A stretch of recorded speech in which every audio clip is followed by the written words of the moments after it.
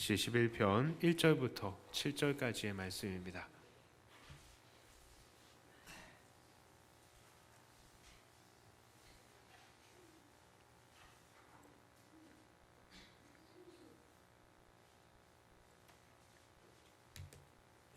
시 11편 저와 여러분들이 한 절씩 나눠서 읽습니다. 내가 여호와께 피하였거늘 너희가 내 영혼에게 새같이 네 산으로 도망하라 함은 어찌함인가.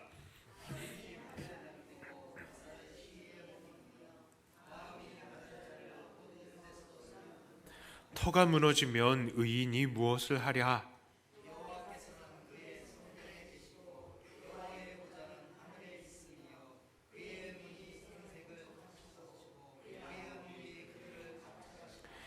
여호와는 의인을 감찰하시고 악인과 폭력을 좋아하는 자를 마음에 미워하시느도다.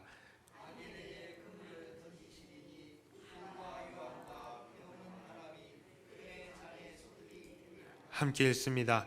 여호와는 의로우사 의로운 일을 좋아하시나니 정직한 자는 그의 얼굴을 배우리로다. 아멘. 이 시는 다윗에게 다른 이들이 나와서 말하는 것으로 시작을 합니다. 뭐라고 이야기를 합니까? 그들이 다윗에게 너 새처럼 산으로 도망가라 라고 말을 하고 있습니다. 자, 당시에 사람들에게 있어서 이 산이다 라고 하는 존재는 바로 지상보다 높은 곳에 위치해 있어서 이 하나님이나 아니면 다른 신을 만나는 그런 신적인 장소다라고 생각을 했습니다.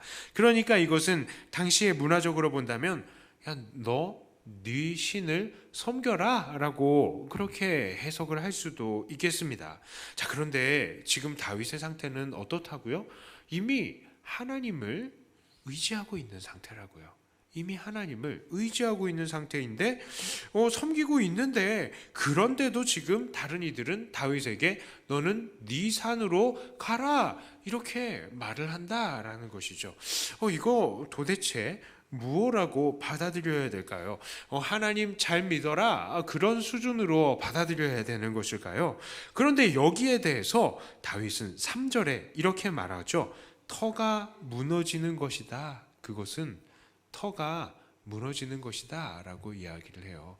자, 이게 무엇이냐? 그것은 신앙의 근간을 흔드는, 도전하는 행위다 라는 것이죠. 네 산으로 가라 라고 하는 말이 하나님을 섬겨라 라는 말이 아니라 다른 신을 섬겨라, 세상의 그 신들을 섬겨라 라는 그런 말이라는 것입니다. 자, 그렇다면 이들은 왜 다윗에게 다른 신을 섬기라 라고 하였습니까? 그것은 2절에서와 같이 악인이 어두운 데에서 다윗을 향하여서 화를 당기려 하고 있기 때문입니다. 이것은 바로 은밀하게 다윗에게 해를 가하려고 시도하고 있다라는 것입니다. 그러나 다윗은 바로 그것이 의인의 터가 무너지는 것과 같은 경우다라고 말을 합니다. 그리고 절대로 그렇게 하지 않을 것이다 라고 노래를 합니다. 절대로 하나님을 떠나서 다른 신에게 구하지 않을 것이다 라는 말입니다. 그리고 나서 다윗은 하나님이 어떠한 분이신지를 계속해서 노래합니다. 그 하나님은 어떤 하나님이십니까? 바로 사람이 아무리 숨어 있을지라도 그 사람조차도 감찰하시는 하나님이시다라는 것이죠. 4절과 5절에서 반복해서 나타나는 단어, 이 감찰이라는 것은 그냥 지켜보는 것이 아닙니다. 자세히 지켜보는 것보다도 더 심각하고 더 무게 있는 단어예요. 이게 뭐냐면은 바로 금의 순도를 가려낼 때에 쓰이는 단어입니다. 아주 세밀하게 시험하여서 보는, 관찰하여서 보는 것을 이야기를 하는 것입니다. 금의 순도를 알아내기 위해서 금의 열을 가하여 녹여서 그 안에 불순물을 정확히 판단하는 것 같이 하나님께서는 모든 감추인 것들을 시험하시고 감별하신다라고 말씀하시는 것입니다. 그리고 두 번째로 이 하나님 어떤 하나님이십니까?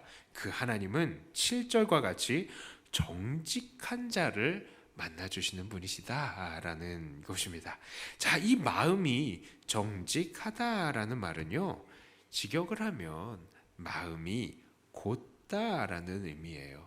그래서 좌로나 우로나 치우치지 않고 하나님 앞에 바르게 살려는 마음인 것입니다.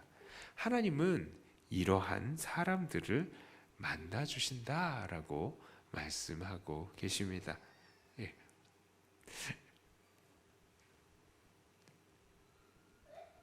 아이고, 예. 지훈아, 지훈아 똑바로 앉아. 똑바로 앉아. 예배 잘 드리자.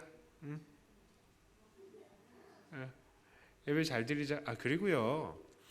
자꾸 안 쳐다보셔도 돼요. 예, 좀 시끄러워도 어때요? 우리 교회에 이런 아이들의 웃음소리가 들리는 게 축복입니다. 우리는 이런 거에 익숙해져야 돼요. 왜냐하면은 우리들 나중에 자녀들이 또 이 자리에서 아기들을 낳을 거잖아요. 그렇죠? 여기 더 시끌벅적해야 돼요. 사실은. 그러니까 자꾸 쳐다보지 마세요. 그러니까 자연스럽게 그러려니 하고요. 우리는 그 속에서도 은혜 받는 겁니다. 그러면 여기에 앵앵 우는 애들도 있고 막 해서 얼르고 달래고 해도 기쁨으로 예배 드릴 수 있는 그런 자세가 돼야 애들도 예배를 배웁니다.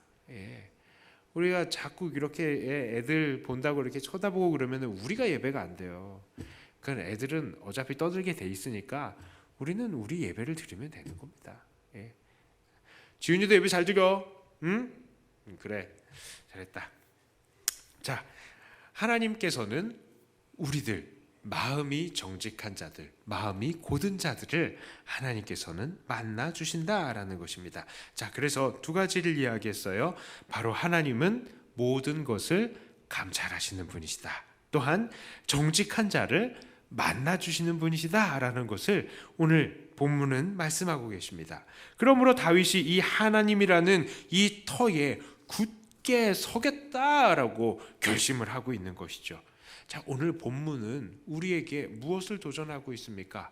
바로 우리도 그런 다윗과 같은 삶을 살아야 한다는 것입니다. 세상은 어때요? 우리가 하나님을 의지하고요, 선택하고 살다 보면은 모든 것이 세상적인 기준으로 잘 돼 보입니까? 어떨 때는 잘 되기도 하지만 어떨 때는 잘 안 될 때도 있어요. 예수 믿는 그 신앙 때문에 사회에서 이 세상 사람들에게서 따돌림 당하기도 하고 고난을 당하기도 합니다.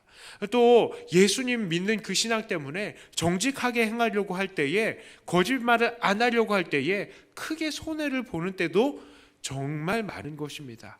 그러면 세상 사람들이 우리 믿는 사람들한테 뭐라고 얘기하겠어요? 야, 눈 한번 딱 감고 그냥 거짓말해. 그냥 눈 한번 딱 감고 다른 사람들이랑 똑같이 하면 안 되겠니? 이렇게 이야기를 하는 거죠. 바로 이 말이, 이런 접근이 뭐라고요? 야, 너 빨리 네 산으로 가라라고 얘기했던 오늘 본문의 다윗의 대적들과 똑같은 말이라는 것입니다. 그런데 거기에 넘어가면 뭐라고요? 그게 바로 내 터가 흔들리는 거라고요.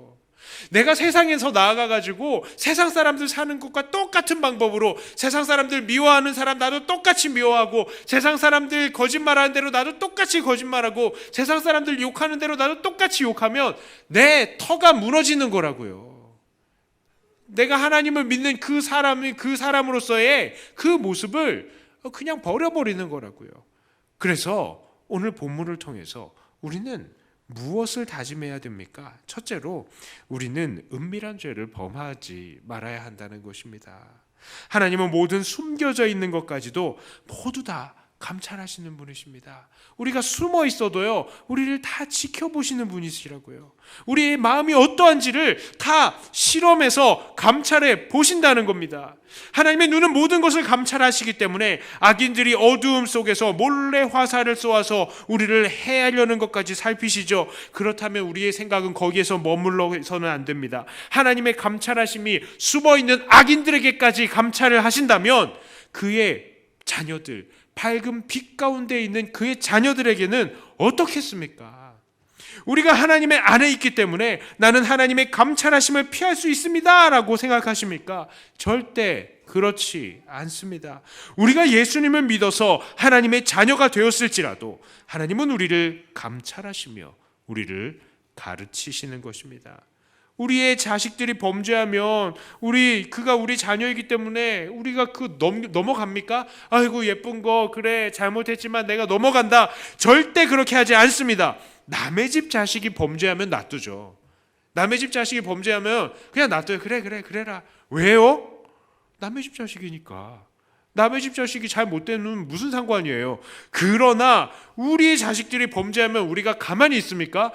다리 몽둥이를 뿜질러서라도 그 잘못 못하게 만들지 않습니까? 바로 그렇죠. 하나님께서 우리들을 자식으로 여기시기 때문에 모든 것들을 감찰하시고 잘못하는 것들에 하나님께서는 그 모든 것들을 고쳐내시는 것입니다. 우리들은 세상의 어둠의 사람들보다 더욱더 관심과 사랑을 받는 존재들이다라는 것이죠. 그러므로 우리 믿는 자들 또한 은밀한 죄를 짓지 않도록 노력해야 합니다. 은밀히 다른 사람들을 해치거나 중상모략하는 등 나는 아무런 피해를 받지 않고 나는 드러나지도 않으면서 다른 사람들의 명예를 실추시키는 그런 행위들 하지 말아야 됩니다. 교회에도 보면요, 뒤에서 말하는 사람들이 있더라고요. 정말 잘못된 버릇인 겁니다. 그것은 세상 사람들이 하는 행동이에요. 이 모든 것들은 마치 하나님이 아닌 다른 신을 의지하라는 세상의 속삭임에 굴복하는 것과 같은 것입니다. 우리는 오히려 아무도 보지 않을 그곳에서조차 하나님의 말씀대로 살기 위해서 내 자신을 돌아보아야 하는 사람들인 겁니다. 은밀한 죄를 짓지 마시길 바랍니다. 두 번째로 우리들은 마음을 정직하게 해야 합니다. 7절을 보니까 정직한 자는 여호와의 얼굴을 볼 것이다 라고 말씀하고 있습니다. 그런데 예수님 또한 이와 비슷한 이야기를 하신 적이 있죠. 마태복음 5장 8절에서요. 마음이 청결한 자는 하나님을 뵐 것이다. 물론 우리는 예수님을 믿기 때문에 장차 하나님의 나라에서 하나님의 얼굴을 뵐 수 있을 것입니다. 하지만 오늘날 다윗도 예수님께서도 이렇게 말씀하시고 있음은 예수님을 믿는 우리가 어떻게 살아야 하는가를 가르쳐주고 있죠. 어떻게 살아야 합니까? 바로 예수 믿는 우리들은 정직하게 곧은 마음으로 살아야 한다는 것입니다. 우리 가운데 어떤 이들은 거짓을 일삼고 더러운 욕심을 위해서 그 신앙의 양심도 팔면서 다른 사람들에게는 정직한 척, 자신은 아무런 문제가 없는 척, 그렇게 살고 있는 사람들은 없습니까?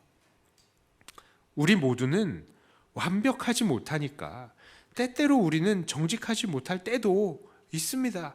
그리고 어떤 사람들은 이 세상에서 어쩔 수 없이 거짓을 행하는 사람들도 있겠지요. 그러나 그렇기 때문에 그냥 정직하게 살기를 포기해 버려서는 안 된다는 것입니다.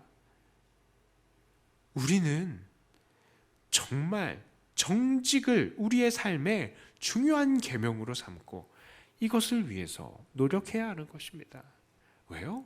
정직한 자들이 하나님의 얼굴을 뵙게 될 것입니다. 하나님은 감찰하십니다. 우리의 중심을 시험하여 아십니다. 자, 그러므로 우리가 정말 하나님의 얼굴을 뵙게 될 그 예수 믿는 사람들이라면 정직하게 하나님 앞에서 사는 것이 마땅합니다. 자, 이제 말씀을 정리해 봅니다. 하나님은 악인들이 은밀하게 우리에게 해를 끼치려는 것조차 감찰하시고 우리를 지키신다는 것. 그러므로 우리 또한 이 감찰하시는 하나님의 면전에서 우리를 깨끗게 하고 은밀하게 죄짓지 않고 늘 정직하게 살려고 노력해야 하는 것입니다. 무엇보다도 이 다윗은 이 감찰하시는 여호와 하나님을 자기의 피난처로 삼아서 흔들리지 않는 복을 받았습니다. 우리 또한 이렇게 감찰하시고 심판하시는 하나님을 우리의 피난처로 삼아서 늘 그 앞에서 순종하며 살아가시는 저와 여러분들 다 되시기를 주님의 이름으로 축복합니다. 자, 우리 기도하기 전에 우리 찬양 한번 하겠습니다.